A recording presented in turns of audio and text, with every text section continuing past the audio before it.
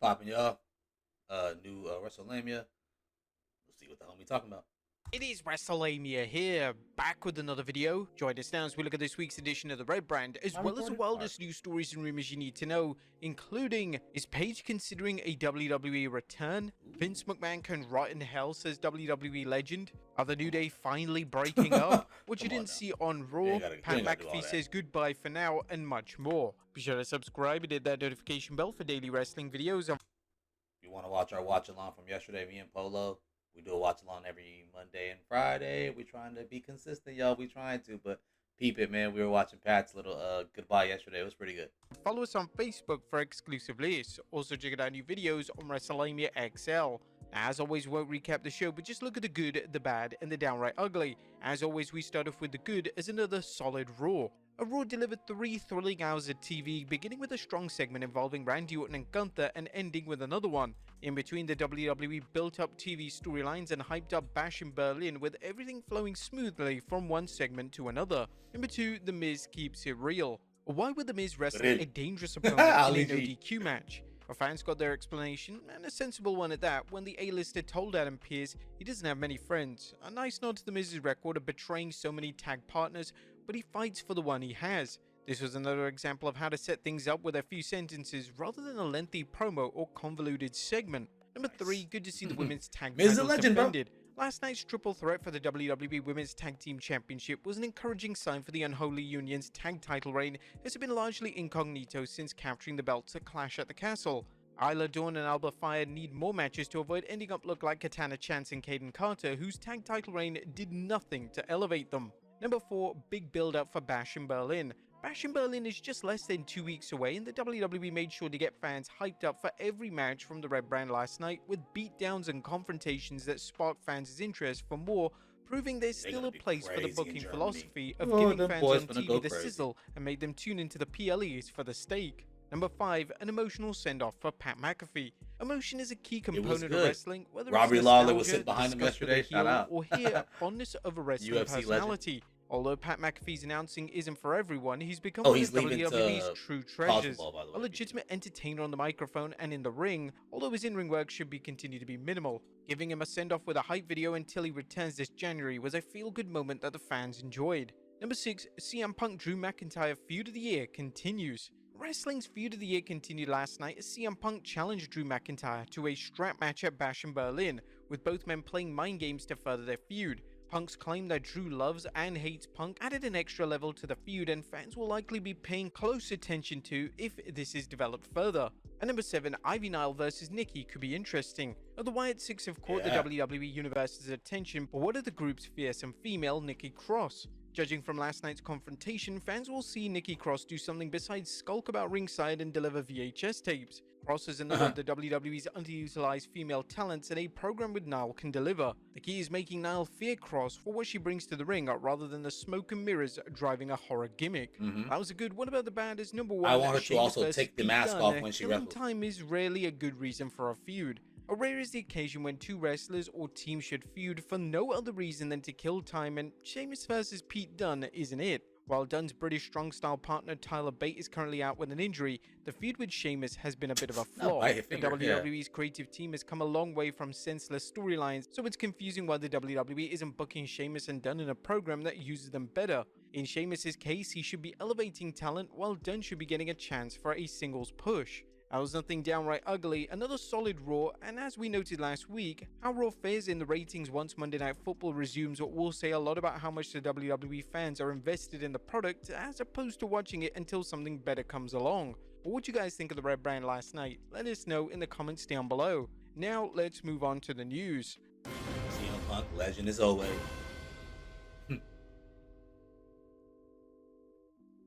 Now, first story looks at Paige considering a WWE return. Atop of today's news is the question of whether the WWE Universe could witness the return of Soraya, aka former superstar Paige. Fightful Select reports that the former Anti-Diva's current deal with AEW is believed to end in September. While the report notes there are unanswered questions about options, that is, whether AEW and or Soraya has the right to extend the contract, it added that the two sides are discussing what's next for her. A Ringside News reminded fans of Paige's WWE exit. When Saraya left WWE in 2022, she had a conversation with Triple H, during which it was indicated that the door remained open for a possible return, though a departure was a decision made by the previous regime.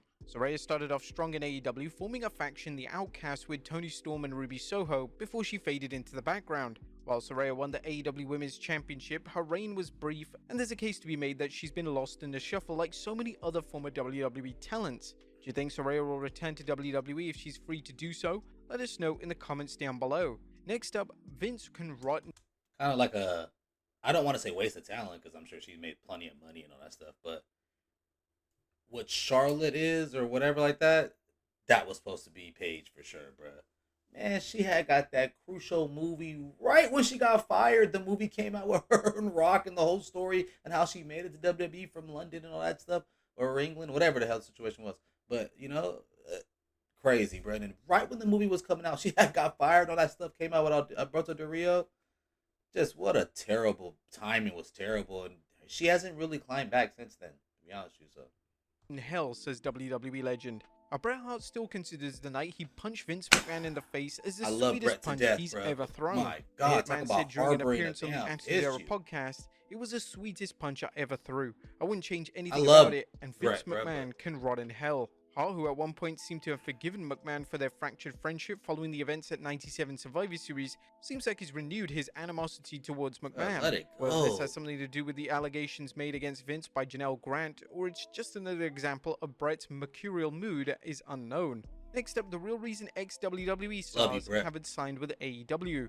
A former NXT UK Tag Team Champions, Grizzled Young Veterans of James Drake and Zach Gibson are free agents who wrestled in AEW and TNA Wrestling since leaving WWE. However, some fans are surprised AEW hasn't signed them, especially since AEW seems to sign anyone with a pulse who has worked in WWE. However, Fightful Select Sean Ross Sapp has a possible reason the team haven't gone all elite. Grizzled Young Veterans are the big ones. I know they were far apart on money. Would you guys like to see the former NXT UK Tag Team Champions in AEW? Let us know in the comments down below. Next up, a WWE icon praises Dominic Mysterio. There's big praise for Dominic Mysterio's work, and even more so when you consider who's giving it, none other than the dead man himself, The Undertaker.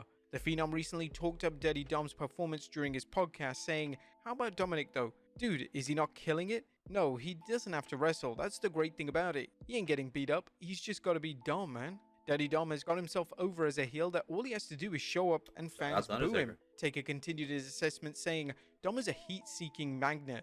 Just the addition of the super mullet and the horrible mustache, oh my gosh. Then you have Liv hanging all over him.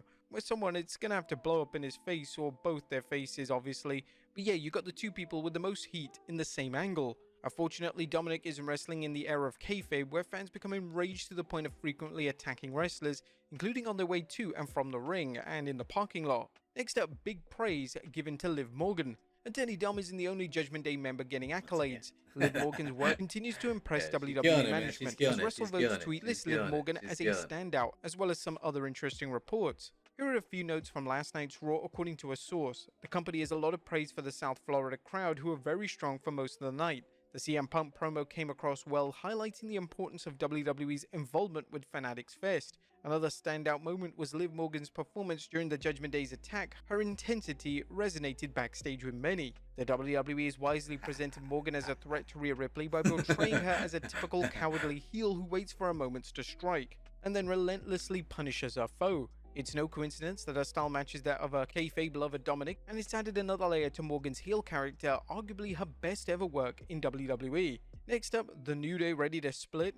Is it WWE going to do the unthinkable and split up the New Day? WWE has teased tension between New Day founders Kofi Kingston and Xavier Woods over the last several weeks, and things intensified last night.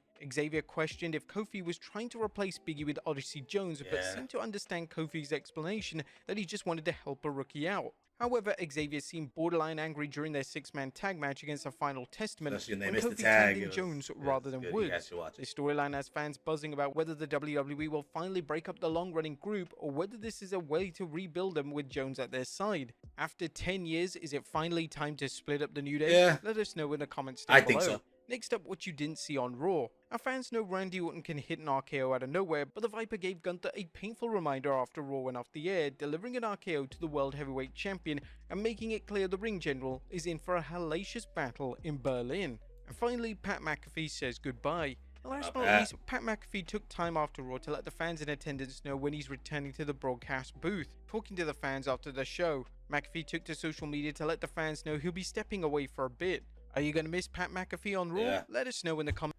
He he finna go do college football, but then I'm talking about I know Pat. He will probably take a week or two off right after the national championship, and he'll be right back. But I'm telling you. But as far as New Day, you can see it happening, bruh.